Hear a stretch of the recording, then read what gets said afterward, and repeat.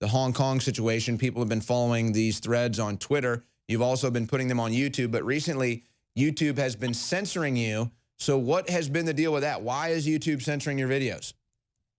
So every day or almost every day, I upload compilations of Hong Kong police brutality. And YouTube and Google have decided to start taking down my videos. And it's happened multiple times now. And besides the videos that are taken down and then maybe put back up, almost all of my other videos that are Hong Kong police brutality have been age restricted, which they shouldn't be, because then no one from the youth can see the videos, which is exactly what Google and YouTube want. So they're censoring the youth from seeing it. And yeah, it's pretty bad.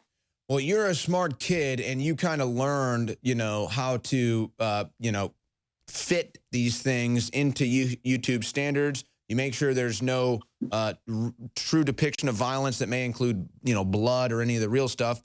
You kind of try to censor that out while still delivering the real picture of what's happening. So what do you think is behind this censorship? Why are your videos being targeted for censorship by YouTube? So I think maybe China's paying them, and if China isn't paying them, I feel like it's an option that maybe my videos are getting falsely reported. But even if that is the case, that's still not an excuse for my videos and other political censorship like yours to happen. And I think that shouldn't be happening. And I honestly do believe that it's not people falsely reporting my videos, and I do believe that it is Google who just want to push their narrative and censor my views. So you're putting up the compilation of all the police brutality in Hong Kong, which, by the way, if you were putting up videos of police brutality in America, they'd push them to the top. They'd promote them. They'd have the algorithms make sure that everybody saw it. Oh, police in America bad. Look at this police brutality. You could put up compilations. They'd let you put them up getting shot, bleeding out, whatever. Oh, if you show the Chinese police doing it to Hong Kong citizens, oh, they censor that. Why do you think they have that double standard? Before I say that, I also want to quickly say that I get a lot of my clips from pro-China people like South China Morning Post, and their videos actually do include blood and all this stuff that does go against their terms. But I've never seen any of their videos go down, and I've also never seen their channel be taken down, like my channel was in a risk of. And I think the U.S. is kind of better with free speech than China. China is a communist place, but I still think the U.S. is getting closer with making free speech illegal, and I think that's kind of bad. But I think China's at a point where it's really hard to go back on it, but I think they should still try, even though their president is really bad in Xi Jinping. Well, there's no doubt there's pressure from China on Alphabet, parent company of Google, parent company of YouTube. Welcome to Pride. All right. Okay. I'm sorry. China was interfering with our broadcast there. They don't like that. Obviously, there's pressure from China on YouTube and Google to keep this stuff away from American eyes. They don't want people to know what's actually going on in Hong Kong because, again, they promote all this anti-U.S. police stuff. Oh, look at the police brutality in the U.S. Like, that's the bigger issue. But there's real oppression, much worse. Even if you want to say there's oppression in America, it's much worse in China, and they want to make sure you don't see that.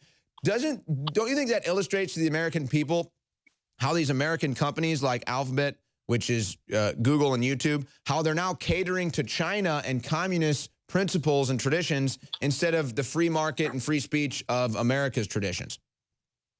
Yeah, I think that, a lot of companies in America are trying, to get as much money as possible. And if it takes censoring freedom of speech and censoring political views that they're not getting paid, that they're getting paid to censor, then I think they'll do anything for money.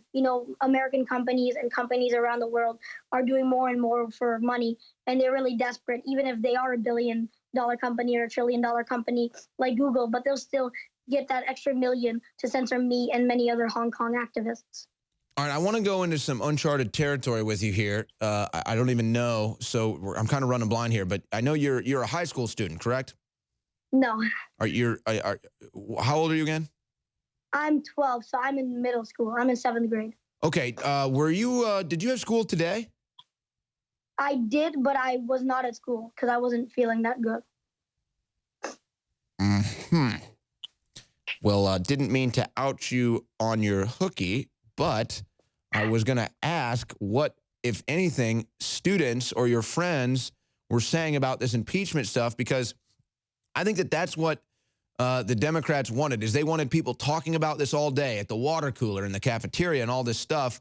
But since you played hooky today, obviously you won't be able to answer that. But what do you think? Do you think people are talking about this? Do you think your friends are talking about this? Do any of your friends care about this impeachment crap?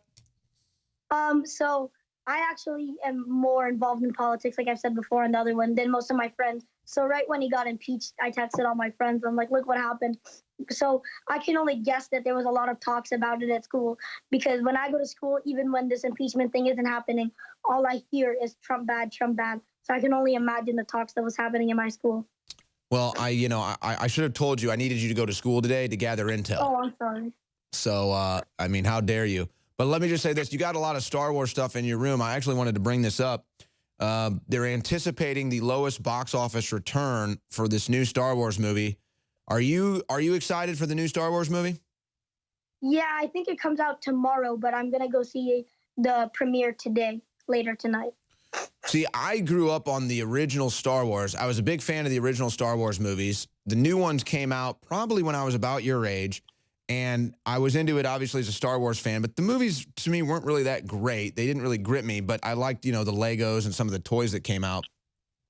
But these new Star Wars movies to me, because there's so much social justice warrior crap that they try to fit in there. They forget about the plot. They forget about the movie. Like, oh, let's have a powerful woman. Oh, let's have a gay person. Oh, let's have a tranny or whatever. Instead of actually thinking about the movie. So, I mean, for you, do you notice that stuff? Do you like the new Star Wars movies compared to the old ones? Did you even like the old ones? I personally never watched the original Star Wars movies. Okay, get them off the air. So those stickers were actually my brother's, because he was a big fan of them, and I started watching the new ones because he liked to watch them. So I just started watching it with him. So I have noticed some of their social justice warrior stuff. I mean, the powerful ladies, stuff like that. I mean, it's not that big of a problem, but it's very clear what they're trying to push with their agendas. Yeah, I mean, I actually like the character of Rey. It's just you can tell how they're trying to force it instead of think about the plot. But wow, okay. So you skip school so I can't get my intel. You troll me with Star Wars in the background. You haven't even seen the original movies. I don't know what to say. I'm heartbroken right now. I don't know. I actually did feel kind of sick. My throat was hurting. Oh, yes. Please, will somebody get Matan maybe some tea and some honey and some chicken noodle soup? I got some water with me. He's got some water. Good. We need to make sure that you get well rested. You're clearly under the weather here. All right, I guess Christmas break probably starts for you soon anyway, doesn't it? Yeah, it's this Saturday, so the day after tomorrow. Well, listen, next time you're coming on the War Room, I need you in school getting intel.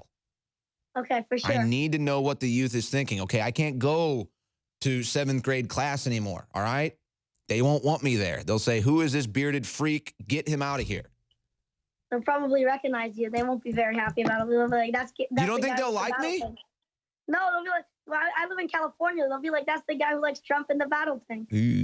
That's true. Hey, maybe I'll come visit you in the battle tank someday. Would you come hang out? Legendary. That would be legendary. I would go in your battle tank with you. Ooh. Not offering free candy, just freedom. Matan Evan, always a pleasure, man. At Matan Evanoff on Twitter. Go to his YouTube page, folks. See the videos they're trying to have banned. Matan Evan, thank you, man. Final segment of today's InfoWars War Room.